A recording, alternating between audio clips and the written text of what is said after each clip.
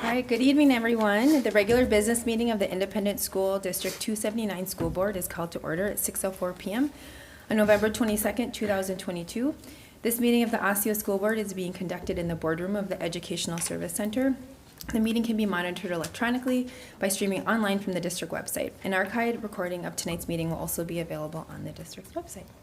Seated in front of you this evening from my left to your right are Director Heather Douglas, Director Thomas Brooks, Dr. Jackie Mosqueda-Jones, myself, Kelsey Dawson-Walton, Director Tanya Simons, and Director Tamara Grady. Also present in the boardroom is Superintendent McIntyre and our student school board reps, Mawata Kumara from Park Center, Priya Mua from 279 Online, Linnea Nelder from Osseo High School, and Timur Yusanov from Maple Grove Senior High. Cabinet members Tim Palmatier, Kelly Parpar, John Morstad, and Brian Bass are also present.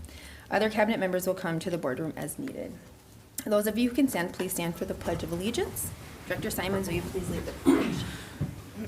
I pledge allegiance to the flag of the United States of America and to the republic for which it stands, one nation, under God, indivisible, with liberty and justice for all. All right, board members, are there any additions to the agenda? Is there a motion to accept the agenda as presented? So moved. Is there a second? Second. Okay, motion by Director, Director Thomas, no, Director Douglas. Oh, I thought you said. And seconded by Director Grady to accept the agenda as printed. Any discussion? All in favor say aye. Aye. All opposed nay. Motion passes 6-0. Our next standing agenda item is recognitions, and tonight we do not have any recognitions, but hopefully soon we will at the next meeting. Our next agenda item is the school board student representative reports. Priya, will you please share the 279 online report? Hello, my name is Priya. I'm a student representative this year for the 279 online school. So recently I would say that we all had a very interesting weather. It finally snowed, which means that it's Christmas season. We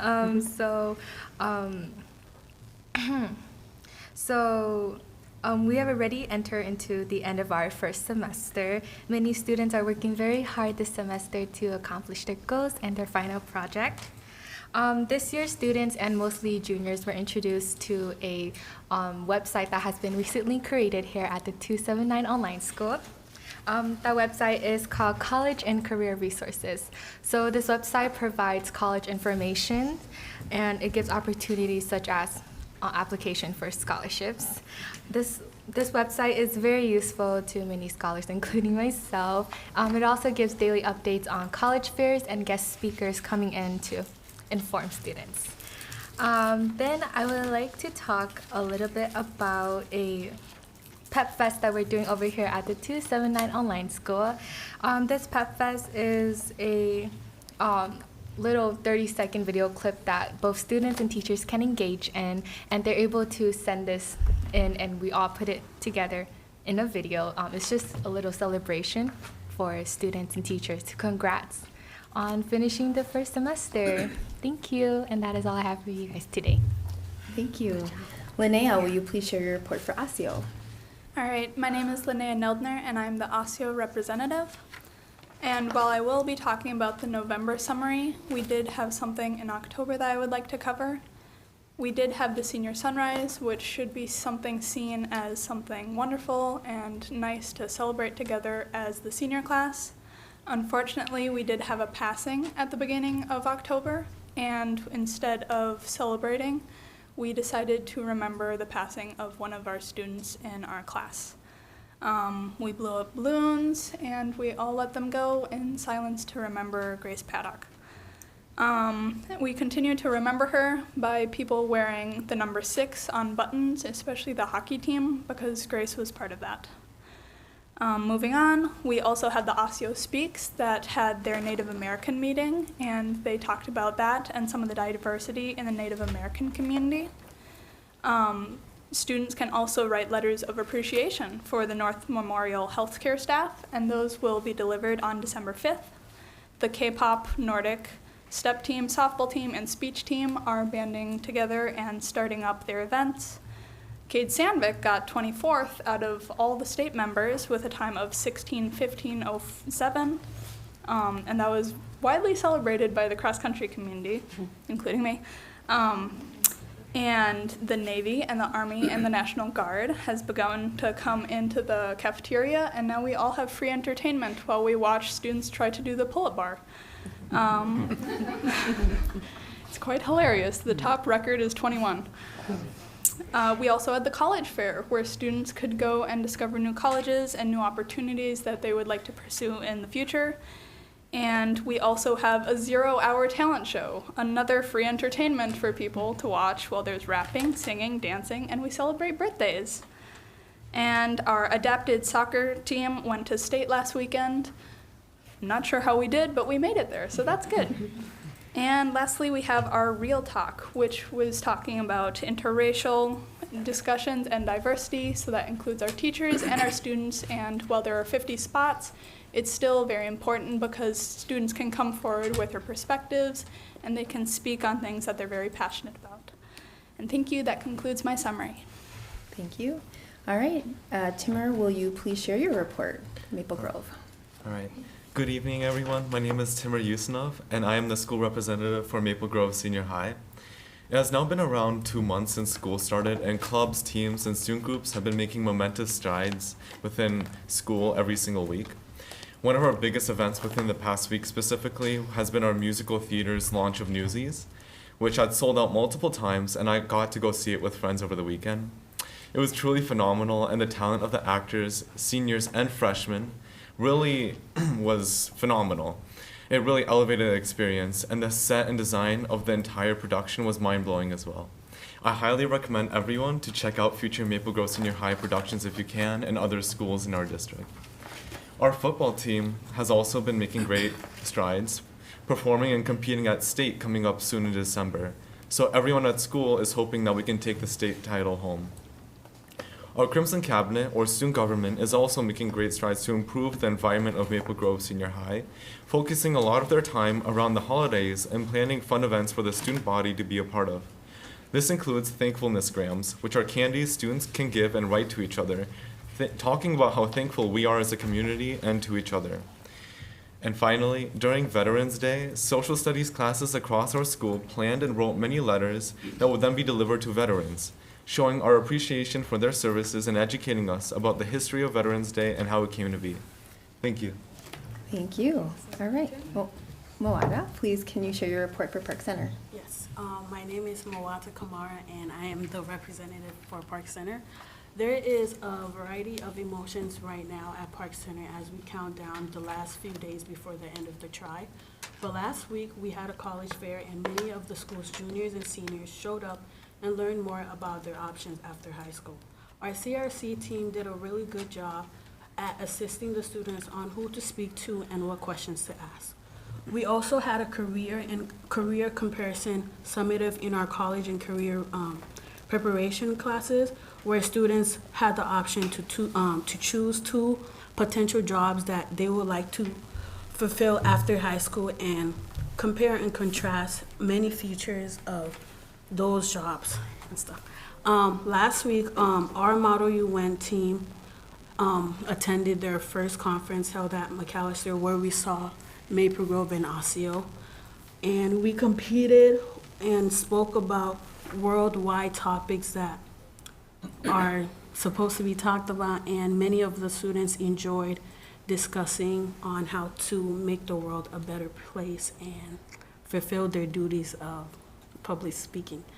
And today marks the beginning of winter tryouts as our athletes come out and show their talents, but our school is in a mourning period where we are trying to cope with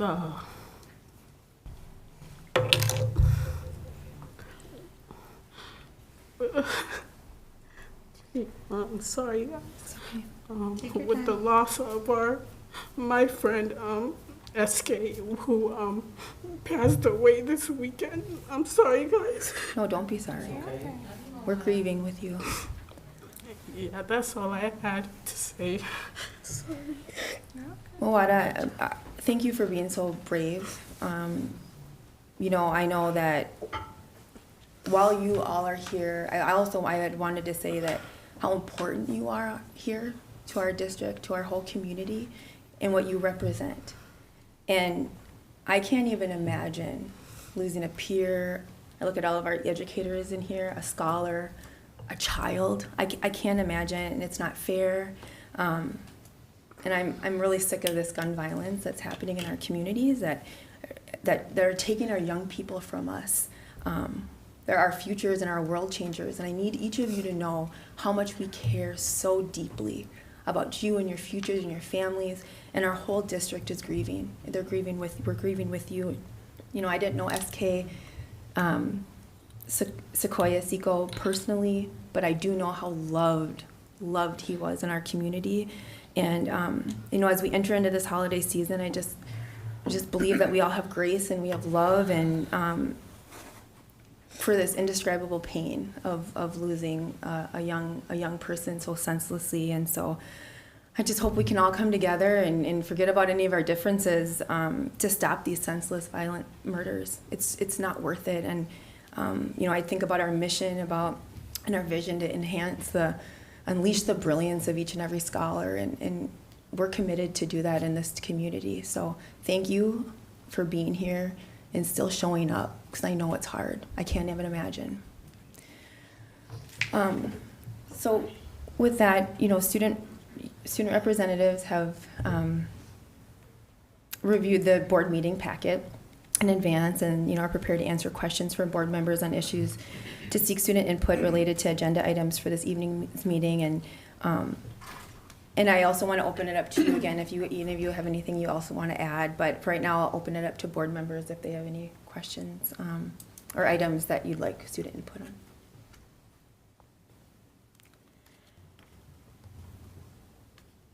Okay. I just want to say thank you so much for your diligence on your reports. I really enjoy them every single month. I know it's only been 2 for you, but I really appreciate you being here and sharing your inputs. This month's agenda didn't have a whole lot of super exciting things. I hope you read the 79-page audit report. No, I'm just kidding. Jackie specifically wanted to ask you about page 43. She said. Very, very well done, by the way. But so thank you so much for, you know, looking through all those materials and being prepared for us. We really appreciate it. All right. Thank you all. The next agenda item is audience opportunity to address the school board. I'm going to review a few of the guidelines for those who will speak to the board. During audience opportunity to address the school board, I will call on each speaker who has submitted a speaker card. We ask that speakers keep their comments to 3 minutes. The board does not take action or discuss matters during this portion of the meeting. Speakers may be referred to the superintendent or staff if follow-up is necessary. The complete guidelines for public participation are provided on the meeting materials table and on the school board section of the website. When I call your name, please come and state whether your name, topic, and whether or not you are a district resident. Deb Peterson.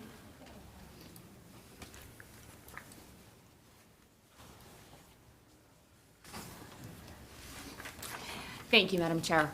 And thank you for your leadership over the last few years. It is much appreciated. My name is Deb Peterson. I am a district resident and a parent of a Maple Grove High School grad. And I am, this looks familiar, I am a advocate for gun sense. And I have addressed you before about safe storage and the Be Smart program. I don't have prepared remarks tonight. I've had a rough time this week coming up with words. We moved here from Colorado, and I have a dear friend who is part of the LGBTQ community and lost several friends. And so I think what I would like to impart tonight, and I do appreciate all the work that the board has done in recognizing those among our students who are marginalized and who are minorities. But for all of us, whether or not it is a board action or a personal action, when you support policies that denigrate those students who are marginalized and those students who are minorities. You're complicit in this violence. When you support policies that don't do everything that's possible to keep guns out of our school system, you support and are complicit in that violence. This is something I shouldn't have to be up here doing. This is something that none of us should have to be worried about. But here we are.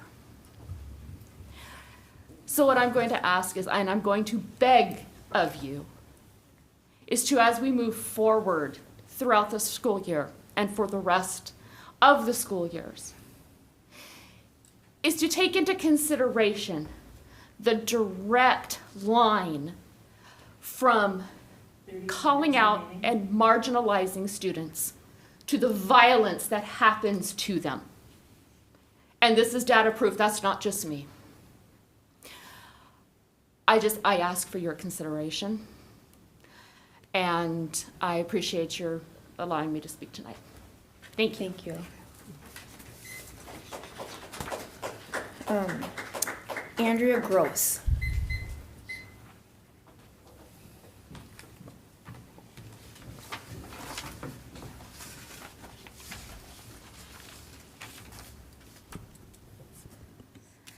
I'm Andrea Gross. I am a district resident.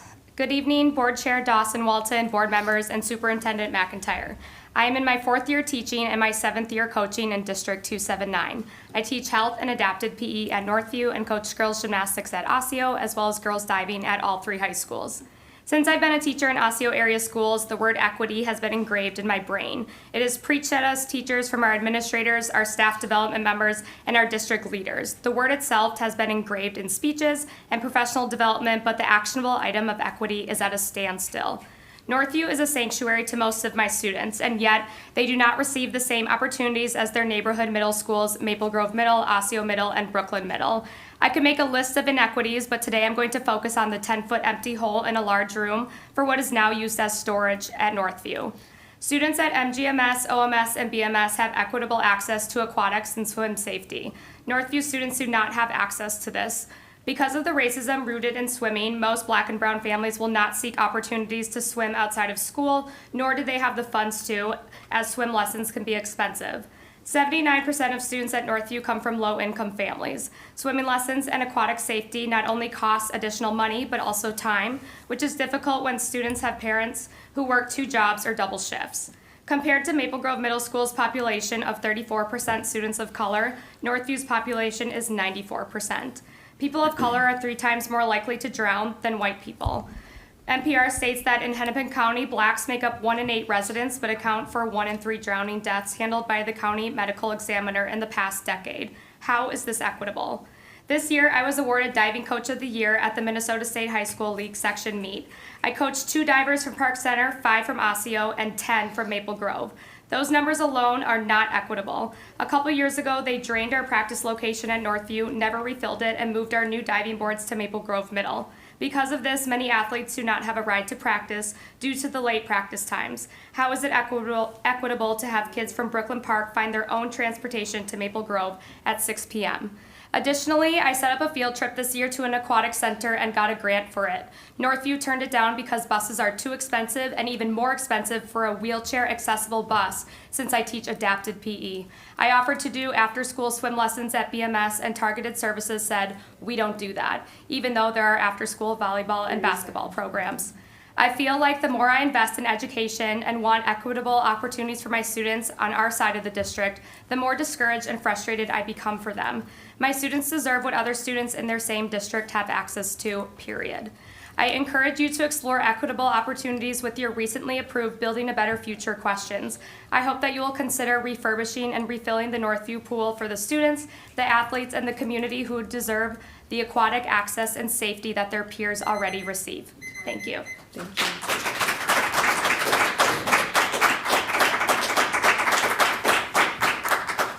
Thank you. Our next agenda item is Superintendent's report. All right, thank you, Chair Dawson Walton, and good evening, board members. As you know, a regular part of the superintendent's report is to share our points of pride in our district. And by sharing our points of pride, we are taking time to recognize and celebrate students, staff, and community members who are contributing to the accomplishment of our mission, which is to inspire and prepare each and every scholar with confidence, courage, and competence to achieve their dreams, contribute to community, and engage in a lifetime of learning. So tonight, we have members of our district cabinet here to assist in sharing some of these examples from the last few weeks. So I'll turn it over first to Assistant Superintendent Brian Bass to get us started. Thank you, Brian. Thank you.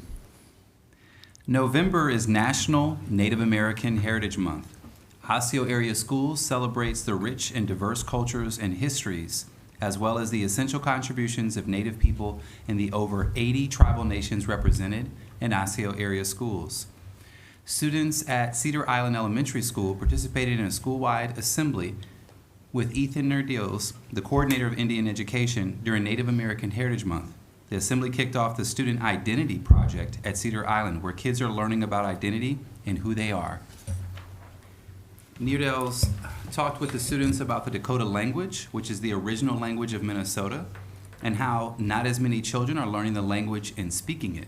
He shared that the Dakota people pass on their traditions through storytelling and sharing time together, and told the students one of the stories. Nerdios also shared that today, Native people are bringing their identities back, both at home and in the community. Many of the schools in the district, including Elm Creek Elementary School, Fair Oaks Elementary School, Osseo Middle School, Northview Middle School, and Maple Grove Senior High, had displays in the Media Center set up for students to choose books written by Native American authors. In addition to displays in the media centers, library media specialists have chosen special books to read with their classes during Native American Heritage Month. At Weaver Lake, a science, math, and technology school, students read We Are Still Here, a story of Native American truths that everyone should know by Tracy Sorrell. At Zanewood Community, a STEAM school in Elm Creek Elementary School, students read Josie Dances by Denise, I'm going to try this, Laji Modieri. Apologize for that. At Palmer Lake Elementary School, students read We Are Water Protectors by Carol Lindstrom and Tasunka, a Lakota horse legend by Donald F. Montello. At Osseo Middle School, advisory classes decorated their doors to honor Native American Heritage Month. In Beth Romano's class at Brooklyn Middle STEAM School, scholars had the opportunity to cook and try indigenous foods in the classroom, using the Sioux Chef's Indigenous Kitchen Cookbook as inspiration.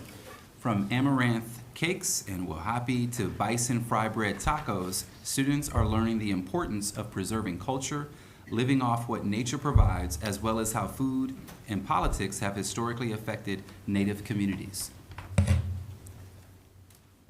In addition to displays in the media center and lessons in the classrooms, many schools decorated their hallways for Native American Heritage Month. Indian education students at Maple Grove Senior High School made a poster about who they are and who they are not, and created a digital presentation that showed on the TV monitors in the hallways. Students in the Indian education program at Maple Grove Senior High School have also been posting photos of significant Indigenous Americans in the cafeteria for all students and staff to see.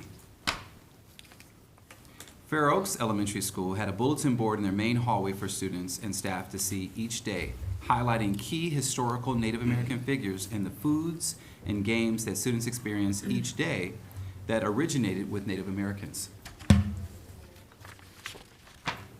On November 15th and 16th, the Park Center Outdoor Adventures class took an overnight camping trip to Baker Outdoor Learning Center in Maple Plain.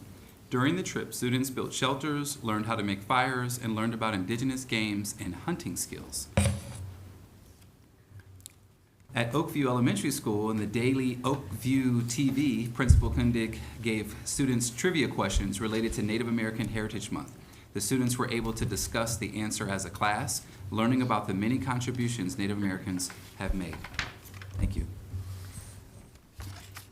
In the area of achieving dreams, Students at Maple Grove Senior High School recently put on a production of Newsies.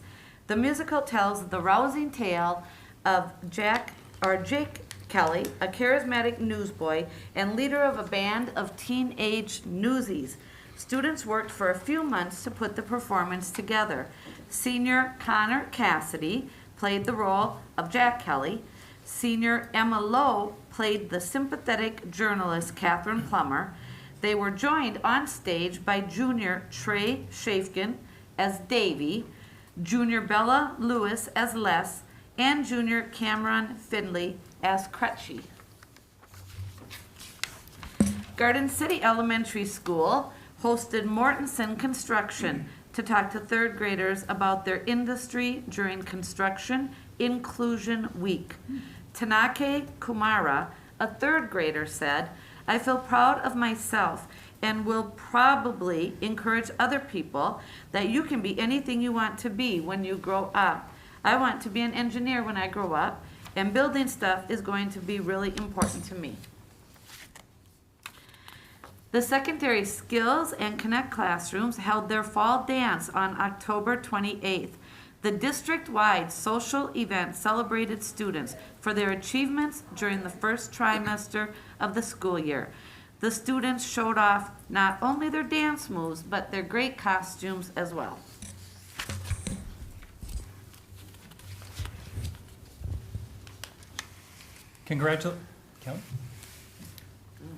Congratulations to all of our fall sports athletes. Great seasons in representing our district.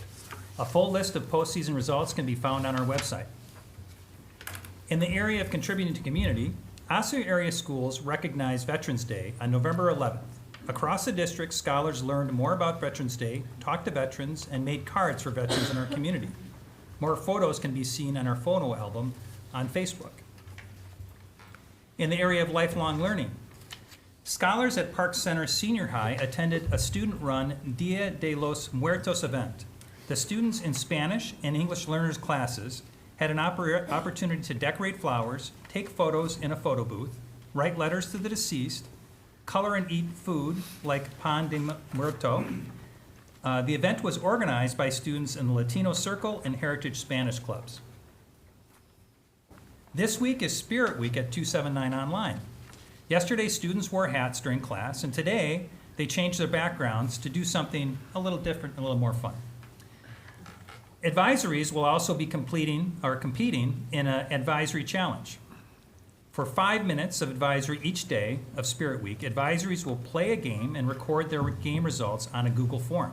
The top 3 6th through 8th grade advisories and the top 3 9th through 12th advisories will come to the OALC at a chosen date for pizza, games, and fun together. Scholars at Birch Grove Elementary School for the Arts had the opportunity to meet an author recently. Each grade level visited during their allotted time slot to listen to Bao Fai read his latest book, You Are Life. The students had an opportunity to ask Fai questions, including how long does it take him to write a book, how he gets his ideas for his books, and how he works with illustrators of his books. At the end of each session, students waited in line to get Fai's autograph. A new house system has been launched at Zanewood Community School STEAM as part of the Positive Behavior Intervention Support Program. The 5 houses are made up of scholars from a cross-section of grades and staff working to build community and culture at the schools for the scholars. The houses also allow staff to make positive connections with colleagues across curricular areas and departments. Pictured here is the blue House of Rêveurs, a French word meaning dreamers or idealists. Adrian Pendleton, principal at Zanewood Community School, said, "One of our goals is to ensure scholars are seen and that they have a positive connection with adults in order to foster a strong sense of belonging." In the area of mission-driven employees, congratulations to Lori Johnson, ESP from Birch Grove School for the Arts, and Norma Nistler, ESP from Osseo Senior High School, on being named finalists for Education Minnesota's 2022-2023 ESP of the Year Award. Thank you for being such great representatives of Osseo area schools. And finally, Building a Better Future results were decided on November 8th.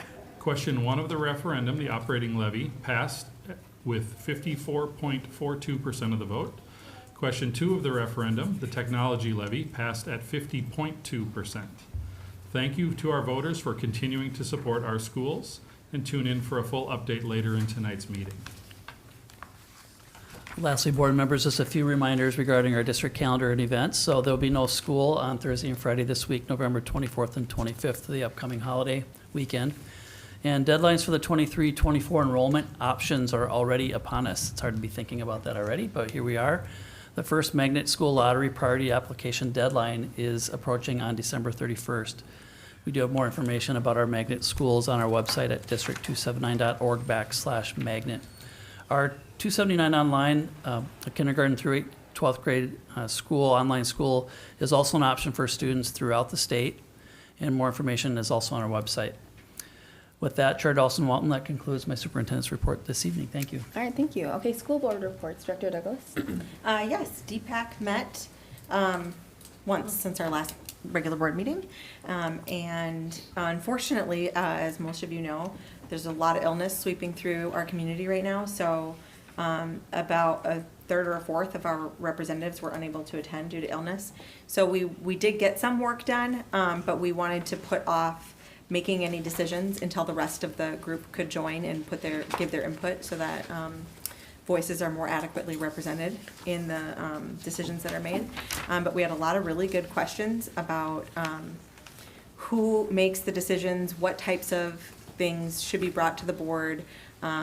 We talked about whether or not we should, well, I shouldn't say we, they talked about whether or not they would like to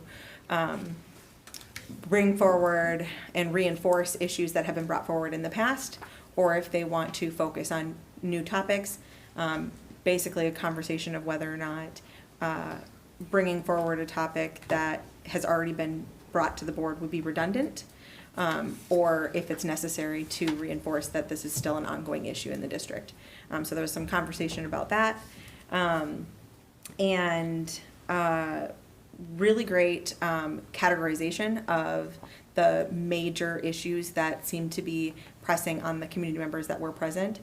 So everybody wrote down on cards, and we kind of filled up the whole room, all the walls, with topics and categorized them basically from concerns regarding special ed to school start times to lunch opportunities, just a wide variety of stuff. So we're still in the narrowing down process of what issues will be focused on by each of the three subcommittees, and then ultimately would get presented to the board in the spring. So that's where we are. All right, thank you. Dr. Brooks? No big updates. The RISE committee is still working on finalizing the Speak Up tip line, which is currently being tested or piloted. So I've already started seeing some signs around with the QR code. So yeah, that's the only update, and I'm sure more to come pretty soon on that. All right, thank you. Director Mosqueda-Jones? I have two quick updates.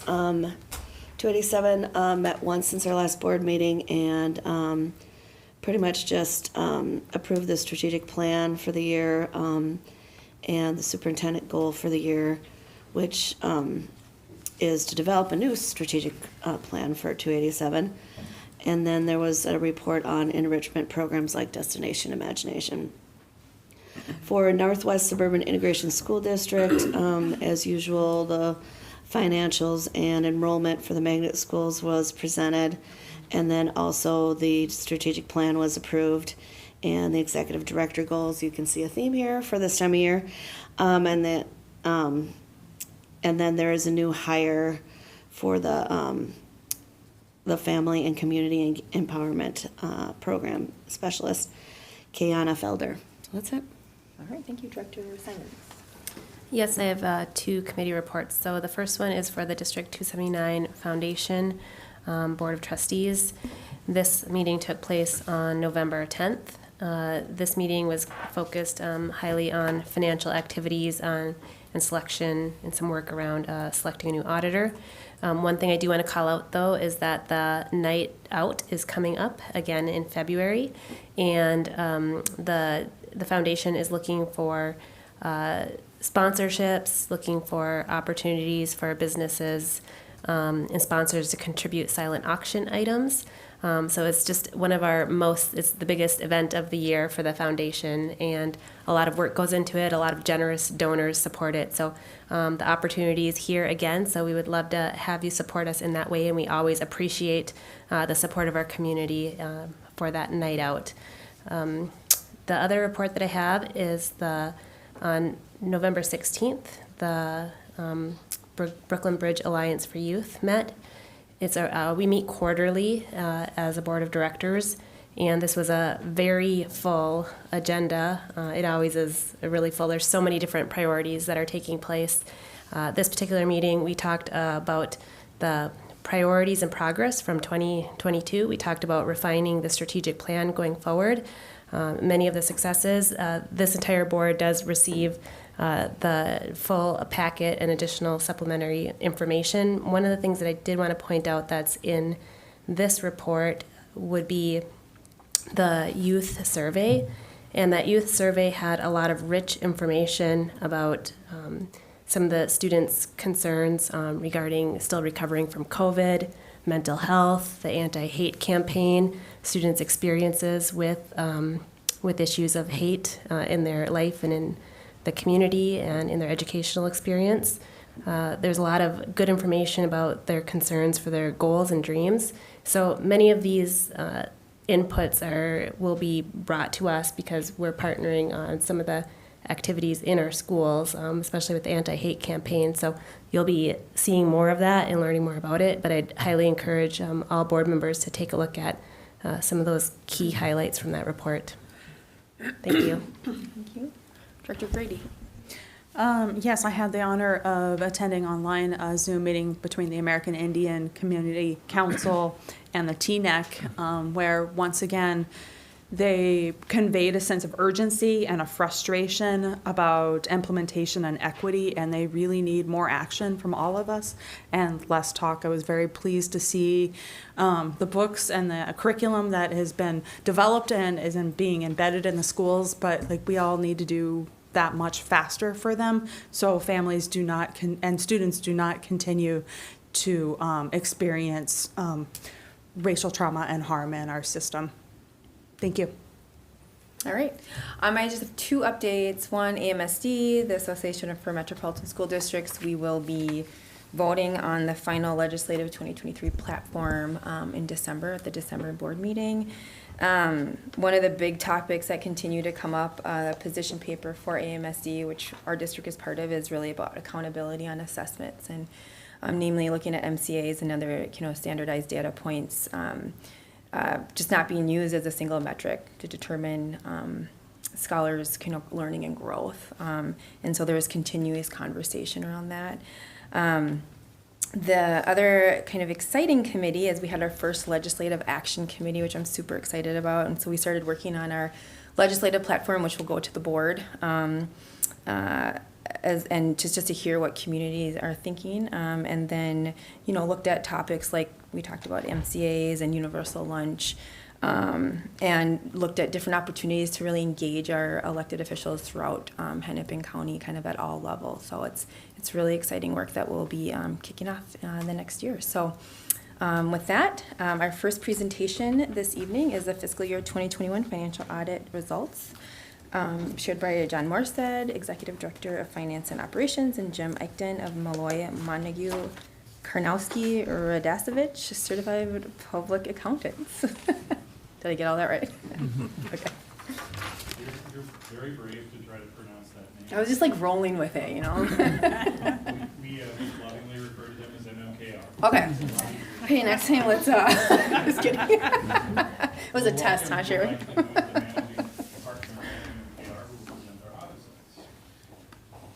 Thanks, Jim. Thanks, John. Just for information, you nailed it. Thank you. Which is, very good. I'll give you kudos on that one. Thanks, John, for the introduction. My name is Jim Eichten. I'm with MMKR CPAs. I'm here this evening to give you a report on the audit for the year ended June 30th, 2022. There we go. PowerPoint's working. First and foremost, it's best to understand the role of the auditor. It is a requirement in state law that the district prepare an annual financial statement. That particular financial statement is upgraded internally by the district. They prepare what's called an annual comprehensive financial report, which is an above and beyond financial report that the district submits for certificate of achievement in financial reporting, which you've received for many, many years. That particular document was provided in the packets, as was mentioned. It is 179 pages long. I missed 100. I did read through the whole thing. It is extensive, for sure. I see another one right over there. A lot of work by staff goes into that particular document as expressed. It's the role of the auditor to provide an opinion on that particular financial statement, and that's what I'm here to do and have done as part of this process. As part of the role of the auditor and the guidelines that's provided by the various audit parties, we are required to audit your internal controls of the financial reporting system. We also audit your compliance with a variety of areas, including the federal awards that you receive at the district, which are extensive. Lastly, we audit your compliance with Minnesota laws and regulations.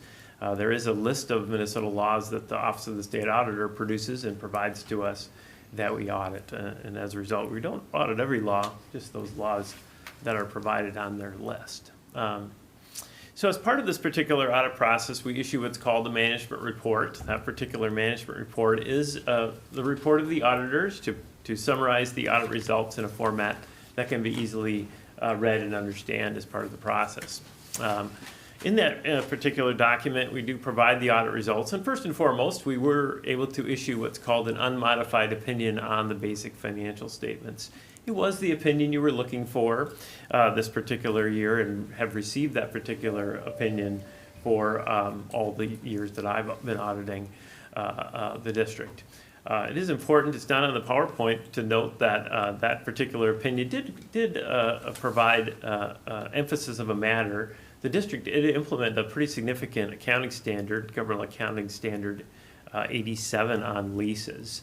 And if you were to take last year's financial report and this year's financial report, you'll see quite a bit of change as a result of that. There was extensive work that went into behind the scenes to implement that particular standard. And as a result, we emphasize that in the opinion if you were to look.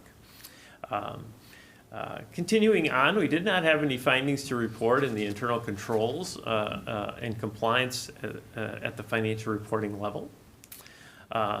We did not have any findings also to report in the Minnesota legal compliance audit that I mentioned. The last bullet point you'll see up on the particular PowerPoint is that we issued a clean opinion on the schedule of expenditures of federal awards. This particular year was also highlighted by very significant testing that went into the schedule of federal awards. If you're in tune with financial results of the school district, there is significant additional federal money that is coming out to local governments this past year and ongoing, and even last year. With that comes a significant level of compliance and requirements, and the district obviously did an excellent job of working through that particular set of standards and those compliance. We did not have any findings to report. That being said, it is probably one of the highlights of an audit report like this. There is a tremendous amount of work that goes into this a particular set of work, and you should all be commended for that. Having no findings, and specifically in this particular audit year, is above and beyond the norm. We are finding as part of our practice a lot of challenges in this federal area from an accounting perspective, but also from a compliance perspective. So exceptional work by the district. So I'll move into the second part of any audit. That is really the financial results for the district. We do, in my management report, cover a lot of graphical presentations that provide some insight into the financial results of the district. We do highlight some of the formulas and district funding of the state funding of public education. You can see here we provide a 10-year graph of formula increases that you've seen in general education aid. And I highlight it because it is on average about a 2% increase over the last decade.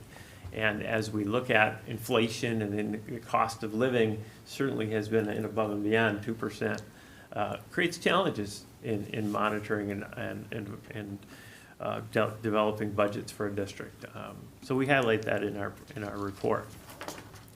My report also provides some information on fund balances. The state of Minnesota, the Department of Education, as well as the district, use a formula called unreserved fund balance as a percentage of expenditures. It's a formula percentage that's widely used both by the MDE as well as the district. And this particular graph really highlights in the yellow bar fund balances statewide, and really you can see fund balances, and you collectively add up all districts in the state, have been relatively stable over the last decade. It has barely moved from the years 2013, or is that 15 to 2020.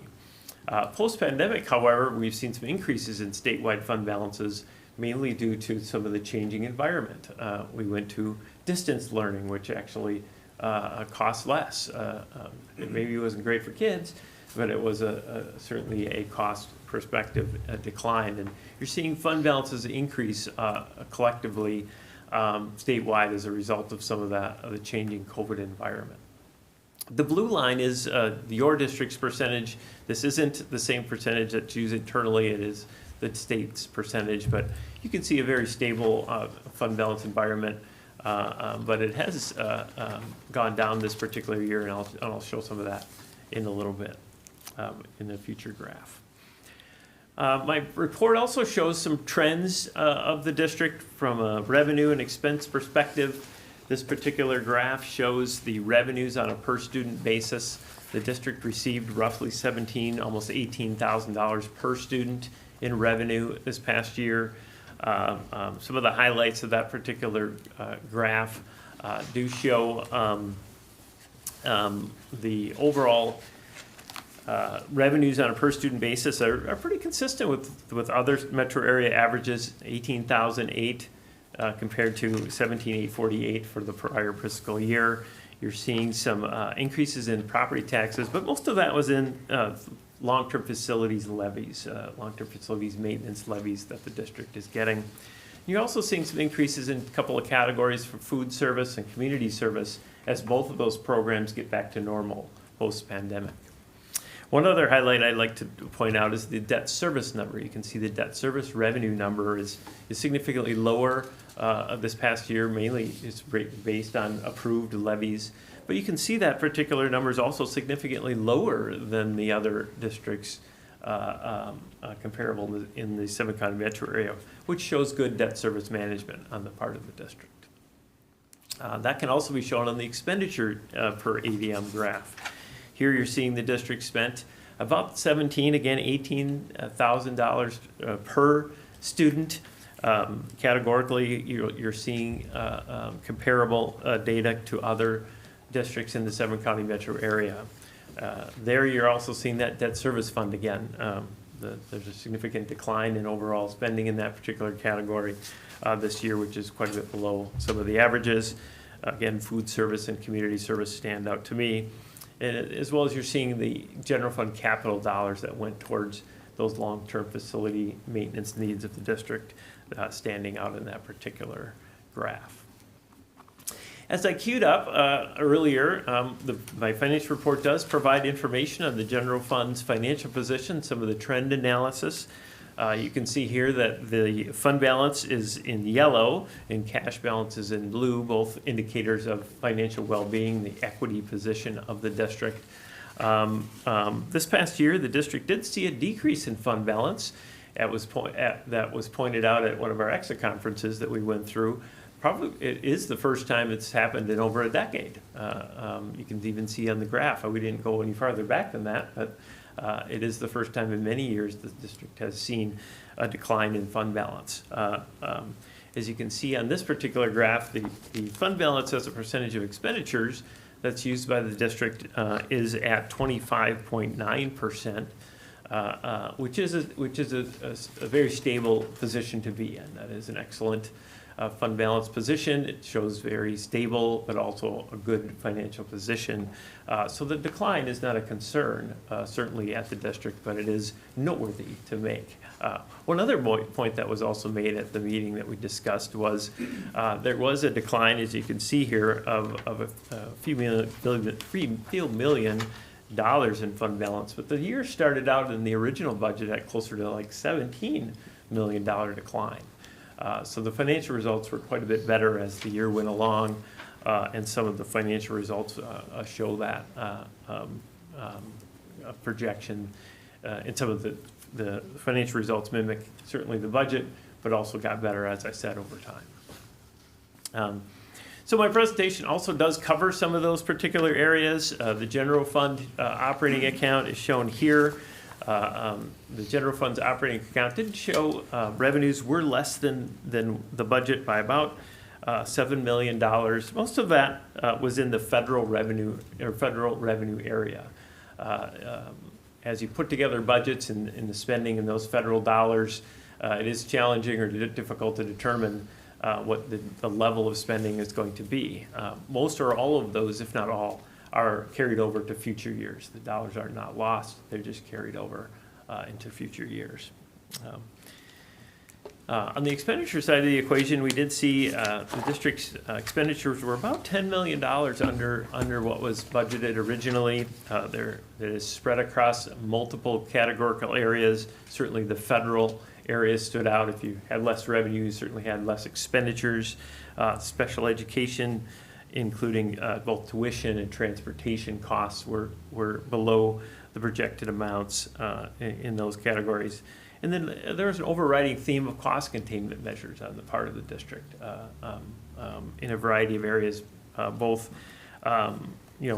developed or impacted by management, but also staff at the various buildings and locations.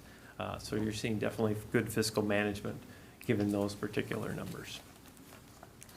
The district also has three other, what I would call operating funds. You're seeing here that the general fund capital account, the food service fund, as well as the community service fund all saw increases in fund balance this past year.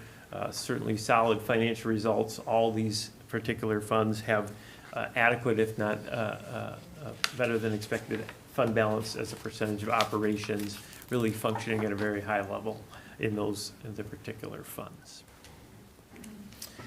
I think that's the end of my presentation. So I will summarize. I did mention that the audit process was highlighted by the clean opinion on the basic financial statements.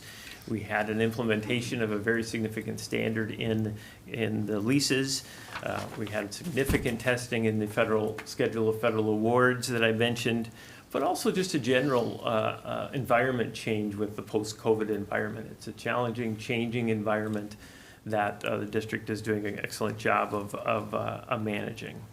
I mentioned the federal awards. We did not have any findings to report, which is above even expectations, maybe not for your district, but as a whole. That is certainly an important element. We do see financial results continue to adhere to budgets. The district does an excellent job of budgeting. I mentioned many, many times that my audit process goes very smooth because the answers come quick.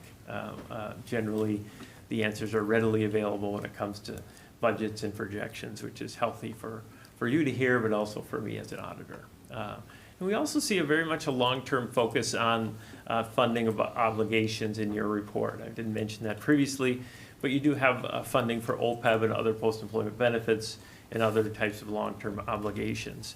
One of the things that was mentioned at our meeting, however, is the federal dollars you're getting do run out. Well, it may not, but there would have to be changes in legislation for that to happen. But you are utilizing some of your federal dollars to manage your operation, and they don't last forever. So you will need to continue to focus on that long-term perspective to manage that change looking forward. And lastly, I want to just state that, again, the financial records, the audit process here at the district is exceptional, very smooth, and really get all the information we need, and everything is always in excellent condition when we receive it. So with that, I'll turn it over to you for any questions that you might have for me. All right, thank you. Board members, does anybody have any questions or comments? I have a couple things. Oh, sorry, go ahead. First of all, thank you for the comprehensive and very clear report. I wanted to ask the question on your slide with the formula allowance and the percentages over the last 10 years. That one. Is that PPU? Is it PPU Per pupil pupil unit, or is that ADM? Per ADM. It is, Yes. okay. I just wanted to make sure that we were talking about apples and apples and not apples and oranges. In the report, for people who are interested, there's a couple of different ways that the funding happens, and we get funding per pupil unit, which doesn't mean a student necessarily. So if they're in a certain grade, it might be 1.0, but it might be 1.5, or it might be 0.67 if you're in pre-K, you know. So there's a part in the report that has a real good like comparison of, I get questions all the time about how much are you spending or how much do you get per student. So that's a good place to look for that. Was that? That's good Okay. enough. Okay, I didn't have any questions. I actually just wanted to say I really appreciate the format of the presentation. It's very clear and easy to understand, especially the summary page. It just like highlights the 6 most important things. And I feel bad that I don't have any questions, but I think you've reiterated why we don't have a lot of questions, because our financial team is so excellent. So really, thank you to our team, John, Kelly, Tom, everybody. You guys really make this an easy meeting and an easy process. And I know it's not easy for you. You do a lot of work behind the scenes that not everybody sees. So I just want to say thank you for that, and that we really appreciate it, because it is, we're talking about millions of dollars that we're managing here. This is like a corporation, but it's people's lives. It's their education. And so it's really important that we are fiscally responsible and that we manage our money wisely, especially right now as inflation increases and we don't get more money per student right now. So I just wanted to just highlight that I really appreciate the way this was laid out, that it's easy to understand, and a huge thank you to our team. All right, is there anything else? No questions. Again, I would reiterate what was said. We spend many of our meetings discussing financials. If we look back and look about the number of meetings we have in a year, board meetings, and how often we talk about financials, it's one of our most significant roles as a board of directors. And it's absolutely correct that board after board, no matter who comes in and out, we have an excellent financial team, and we've had some really strong, long tenured individuals that have put in great processes that have sustained. And we do take the role of ensuring that we're very fiscally responsible with those processes, with our pair process. And so I really appreciate that effort. I think this sets us apart. As I said last week, for those watching, the work session last week also had a lot of information. And with the passage of the referendum, there's more interest in seeing all of the financial data. And the great news is that we've always published it. We've published a lot of data. And so the public can go back and take a look at all of that, how we spend our dollars. It's interesting to observe on the slide that shows the revenue per ADM. Again, this is consistent with what we shared in the referendum when we look at where do the dollars go. I'm looking at the expenditures per ADM on the general instruction versus all of the support that's required as well. So we can't just look at the total dollars per student. We really have to break that down and understand where the dollars are going and what that means for what is required to serve our students and our needs for our district. So we could go on and on, I think, but we really do appreciate the transparency, the accountability and transparency that our financial departments exhibit results in these outcomes. So thank you to MMKR for your partnership, and to our own financial department and everybody in it. Can I just say something and you can go? Okay.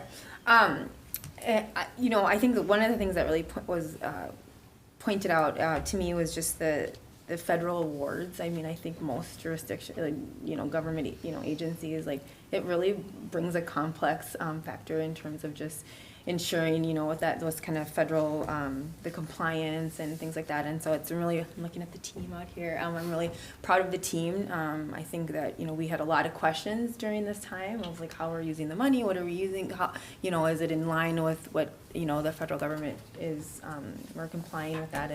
And so just, this is just this clean kind of audit really just expresses just how our team really went about that and really navigated that, those dollars and those funding. So go ahead, Superintendent. Well, you all stole my thunder, so nice work. Just a couple things, Kelly, John, Mike, Elizabeth, Michelle, many others, thank you very much. Exceptionally talented people. And I think Chair Dawson-Walton, you nailed it. The volume of federal awards, as we talked in our prep meeting here, the new rules and the increased complexity that came with it, and navigating the volume and the depth and breadth of those details challenged us, and we stepped up, right? And we continued, I think it was mentioned to us that we had success staying on time, even though for many districts there was disruption, staying on schedule with the whole process. So that was, our consistency has been one of our hallmarks, and that doesn't happen by accident, right? So just want to really thank our team in navigating all those factors to get a, you know, to boil this whole thing down into those themes is a little challenging, but that's really what it's all about. And I think we're a people business, and our people and our finance system is shined once again. So I want to echo everything that the board has already offered, and just the partnership with MMKR has also been exceptional. We are open to critical feedback and how we can always improve. And so I've heard as we debrief that our team asks for that. Where can we continue to get better, right? So thank you for your partnership with us. You're welcome. All right, thank you so much. Thank you. All right, our next presentation is Building a Better Future, Referendum Results and Communication Plan Summary. Kay Villella, Director of Community Relations.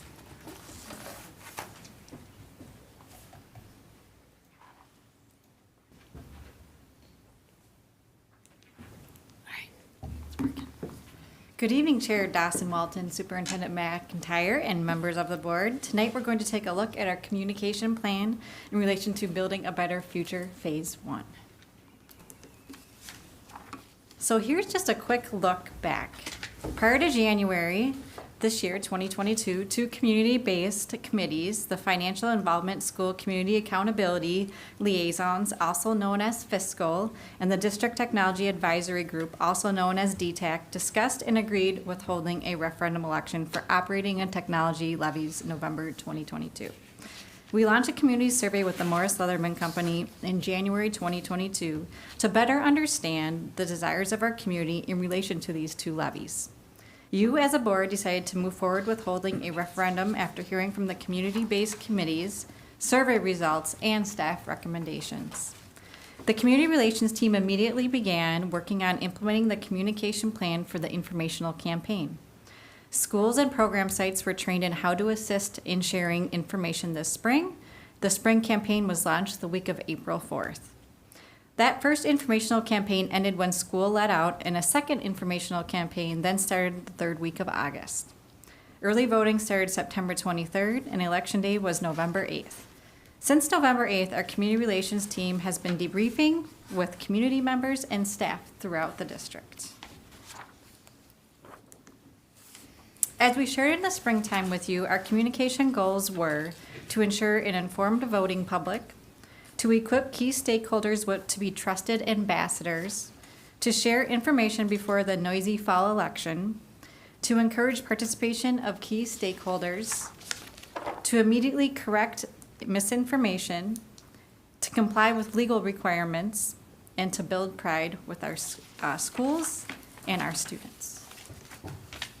There were a number of communication strategies used to reach these goals and objectives, including providing concise information in everyday language, maximizing the use of school-based referendum teams, maximizing the use of personal social media or blogs, utilizing one-to-one communication whenever possible, focusing on rapid response to questions, rumors, or misinformation, ensuring staff understood what would happen if the referendum failed, and keeping focus on local impact messaging.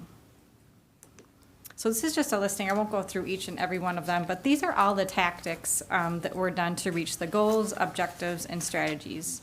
Many of these were shared district-wide.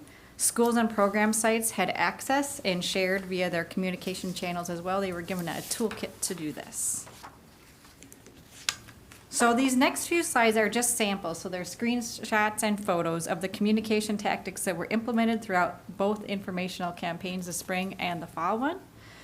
There's so many different things that went on, but like I said, this is just kind of a glimpse. So this first slide just has a screenshot of some weekly messaging and social media posts. This slide is sharing some presentations that were done. At Brooklyn Middle School, there was even a tour after one of those presentations by students, which was so much fun. Community signs displayed information. The one that you see here is in the city of Osseo. We had signs that were out on our grounds at all of our schools and different sites. Information in our newspapers. You can see an example of that also on this slide. One of my favorite examples was we had a car wash at Rice Lake Elementary, and they were sharing actually employment information and referendum information at that event. We had banners, and you see Principal Salazar out at a community event as well. There's an example of a monitor TV display showing some information, and lots of presentations. So you can see Mr. Morstead here and Corey McIntyre, superintendent, here as well. And then Osseo Senior High did a wonderful job. They kind of did a different version of a familiar 80s song, and they did this in like 3 weeks' time. It was so much fun, but it was really just to get out the vote and make sure that our community was aware that there was a referendum election coming up and to get out. Then we had a lot of different information, sharing flyers at so many different events. So you can see just some pictures of those table displays on this slide. Some interviews, media interviews, more banners, lots of different parades sharing information as well. So kind of turning to the evaluation side of things. We sent 20 weeks of district e-news messaging, so e-newsletters, to approximately 57,000 parent and community subscribers and 3,500 staff subscribers. Similar emails and texts were sent by mass notification via our Blackboard system. Click rates were highest at the start of both informational campaigns, so that was in April and in August. There are almost 20,000 page views of our website, district279.org/betterfuture. We saw a big spike in viewership that last 2 weeks, so we went from thousands compared to the hundreds earlier. There were thousands reached via social media. Our Facebook posts on the district account specifically had 45,000 people reached. Facebook advertisements on the district account had nearly 35,000 people reached. There were about 11,000 video views directly on YouTube and much more on social media as well. Our main mailer went to almost 67,000 residences and property owners. The district referendum team shared 60 presentations at district and community events. Dot exchanges, so that's really that feedback tool that we use in the community information meetings. We had 60 participants on that. Flyers were distributed, this is from the district-wide perspective again, at 40-plus apartments, senior residences, and community sites. We had dozens of info booths at apartments, farmers markets, and other community events. Our hotlines, so our email hotline and our phone hotline, we had 32 emails and 15 phone calls. We consider this to be relatively quiet, and most of our referendum teams responded pretty similarly to this as well, saying they received between 0 and 15 questions from the start of that kind of first spring campaign. And then just keep in mind, these are mostly the district numbers, so keep in mind schools and program sites were sharing these as well throughout the process. The flyers are a really great example of that, so we shared at 40-plus site from a district level perspective, but they were sharing with their parents and their community groups as well. So one of our goals was to comply with all legal requirements. This was met successfully. We reviewed informational materials with legal counsel. We provided the community the required informational mailer in the appropriate time window, and we met requirements for posting information in legal newspapers and on bulletin boards. So taking a close look at the election results specifically. The operating levy passed at 54.42%. This was a 5,168 vote difference. 36 of the 42 precincts supported. In regards to the technology levy, that passed at 50.20%. This was a 221 vote difference. 24 of the 42 precincts supported.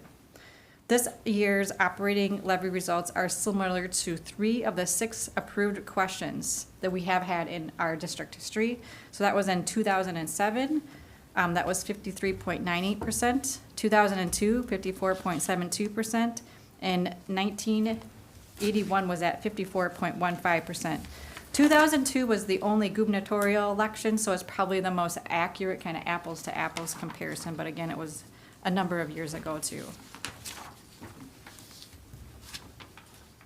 There were a total of 58,404 voters on the operating levy question, so question 1, which is a 62% turnout compared to our registered voters. There were a total of 54,547 voters on the technology levy question, question 2, which is a 59% turnout compared to our registered voters. So the participation difference between question 1 and 2 were 2,857 voters. This election, we had 7,233 more voters than the last gubernatorial election we were a part of, and again, that was that 2002 election that I mentioned earlier. So those school and program teams that had referendum teams at their sites, we've been sharing some information with them, and they provided some feedback as well. And they, as a group, felt that 96 felt very informed overall throughout this process. In all schools and programs, as we would have liked, they were a part of both of those trainings. So that was very important that they got the information they needed and had access to that toolkit. We are continuing to learn more in the days, weeks, and months ahead. This will include community surveys, parent and caregiver surveys, and district-wide staff surveys. And we're also working on getting more detailed election results with the Secretary of State, too. So what are the next steps? The new levies will begin in 2023. Between 2023 and 2033, examples will be shown of how these dollars are being used as promised. Building a Better Future Phase 2, focused on our facility needs, is currently being researched and analyzed. Details will be shared early 2023, and it could result in a bond referendum. This is something that we've shared during both informational campaigns the last several months. I just want to say thank you to all of you. You really put in the time to this as well. This is a team effort. You really made the difference for our scholars and their families. And I just wanted to definitely say thank you, and thank you to our voters for being informed throughout this process. I'm happy to answer any questions at this time. All right, thank you. Board members, does anybody have any questions or comments? I just want to say thank you to you and your team for doing such a professional job with this, getting the job done, and thank you to our voters who are ensuring that we can keep the teachers that we need and keep the technology in the classrooms that we need. So thank you. Yeah, I'd also thank you and your team. I think this was a very robust plan, and I think it serves as a template for as we think about communicating out on other key priorities of the district or initiatives that we might want community engagement in. I think this is a really great template that sets the stage for that.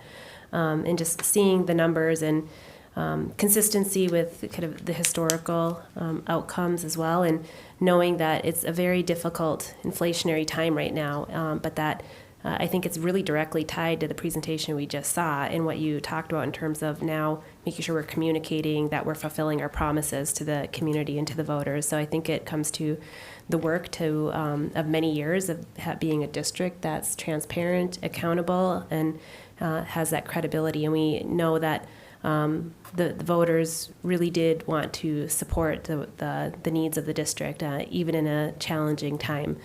So that's not lost on me, the challenging aspect of this, and knowing some of the details of maybe where some of the precincts weren't as strongly as supportive, just knowing the challenges that are out there. So it's really with gratitude that we're able to now move forward in supporting our students. Yeah, I think that it's really important to acknowledge that aspect. I've heard from a number of people already who are really concerned about the financial impact, particular people who have fixed incomes. You know, it's not lost on us that inflation, along with city, county, and school district taxes are impacting people's bottom lines at home. But it is so important that we invest in our students and the scholars, and continuing to I'm sorry, I lost the word. Continuing to fulfill the promises that we've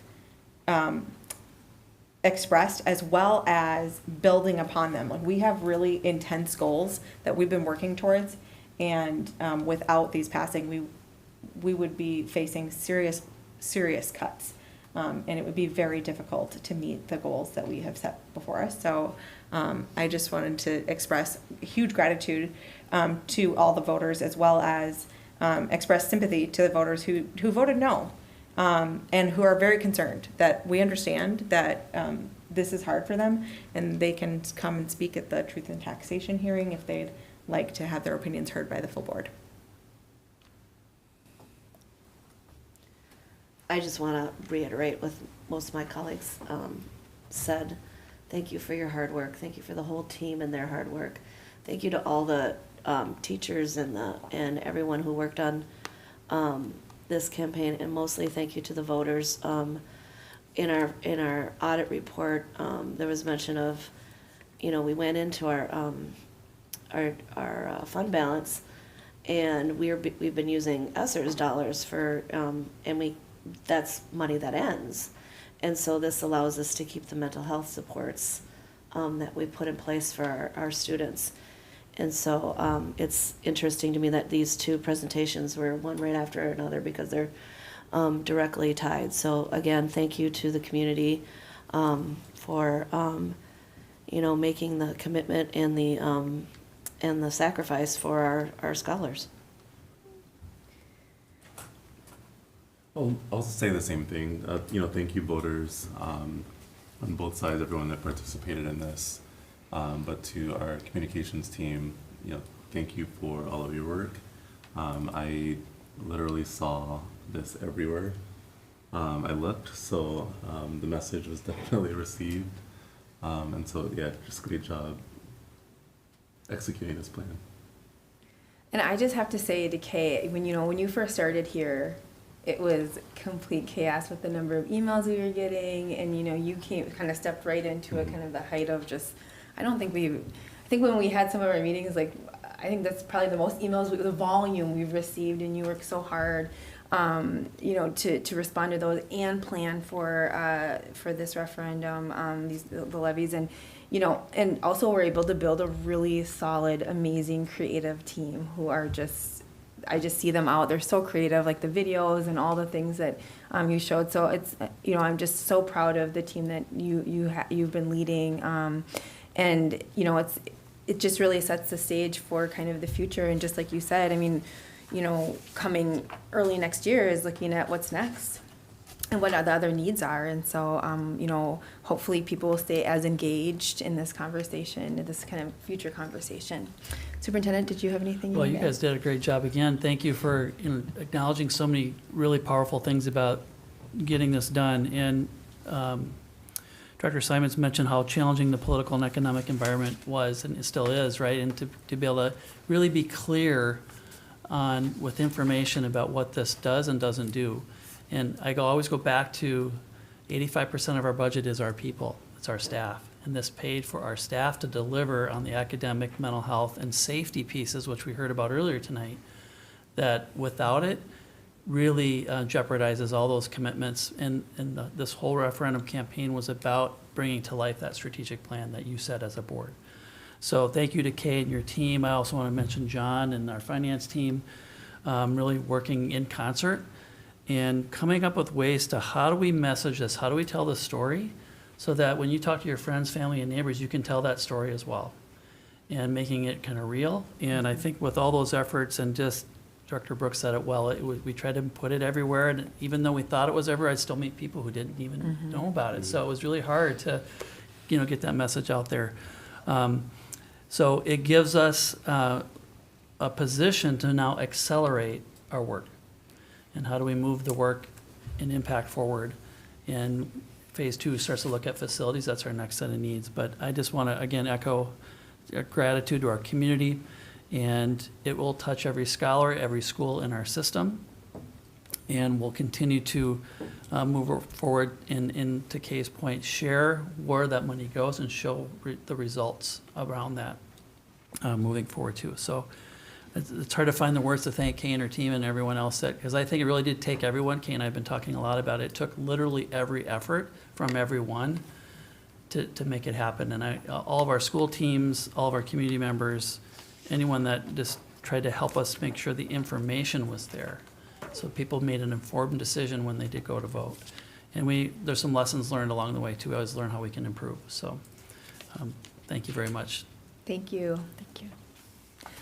All right, the next agenda item is a consent agenda. Board members, are there any items that you would like to remove for separate consideration? All right, is there a motion to approve the consent agenda as printed? So moved. Is there a second? Second.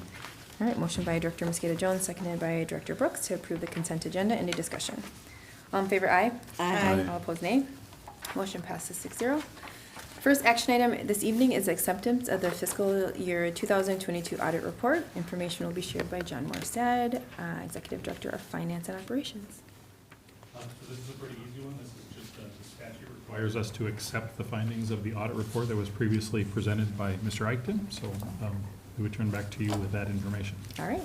Is there a motion to accept the fiscal year 2022 audit report? Yeah, so moved. That's everybody. All right. Any discussion? All right. All in favor, aye. Aye. All opposed, nay. Motion passes 6-0. Next action item this evening is a recommendation for approval of the terms and conditions of employment with confidential support specialists. Information will be shared by Laura Anderson, Executive Director of Human Resources. Good evening, Chair Dawson-Walton, school board members, and Superintendent McIntyre. On the agenda this evening for school board action is a recommendation for approval of the confidential support specialist contract. Confidential support specialists are a group of 17 employees working with confidential human resources, negotiations, and payroll information. The contract expired on June 30th, 2022, and the new agreement contains language changes that reflect current district practices, as well as additional provisions that serve to support our district mission and strategic priorities, specifically the recruitment and retention of employees. Some specific changes include, in the salary ranges section, the salary ranges increased by 3% as a result of a market analysis. This impacts newly hired staff in terms of placement and does not have an impact on current employees within the unit. In the salary enhancement section, employees will get a 3% base increase for the 2022-2023 school year and a 2% increase for the 2023-2024 school year. In the paid time off section, newly hired employees will no longer have to wait 6 months to use paid time off. Paid time off will be credited upon hire. In the retirement savings plan section, the district agreed to eliminate the 1-year waiting period for the district match and to increase the maximum contribution to $1,080. In the group benefits section, district contributions to health insurance increased by 2% a year. School board members have had the opportunity to review the proposed changes to the provisions contained within the terms and conditions, to ask questions, and to consider financial implications. Additional details of the contract changes are outlined in the board memo included in your packet this evening. The new contract provisions fall within the financial parameters set from the board from 2022 to the 2024 contract term. It is the superintendent's and my recommendation that you approve the confidential support specialist contract presented to you this evening. Thank you. All right. Thank you. Is there a motion to approve the agreement on the terms and conditions of employment between the Independent School District 279 School Board and Confidential Support Specialist, July 1st, 2022 through June 30th, 2024? So moved. Is there a second? Second. Okay, motion by Director Grady, seconded by Director Simons. Any discussion? Thank you. All in favor, say aye. Aye. All opposed, nay. Motion passes 6-0. And our final action item is gifts to the district. Is there a motion to approve the gifts to the district totaling $56,006.54? So moved. Is there a second? Second. All right. Motion by Director Douglas, seconded by Director Brooks. And I think always our discussion is thank you so much. Thank you. All in favor say aye. Aye. All opposed nay. Motion passes 6-0. At this time, the board will be taking a brief recess and can reconvene in the forum room for a closed session. This session will be closed pursuant to Minnesota Statute 13D.03 for labor negotiations with nutrition services, RNs, and LPNs. Is there a motion to recess the regular meeting for 10 minutes and reconvene in the forum room for a closed session? So moved. Is there a second? Second. All right, motion by Director Douglas, seconded by Director Simons. All in favor say aye. Aye. All opposed nay. Motion passes 6-0. The meeting is recessed at 7:28 PM and the school board meeting will adjourn at the conclusion of the closed session.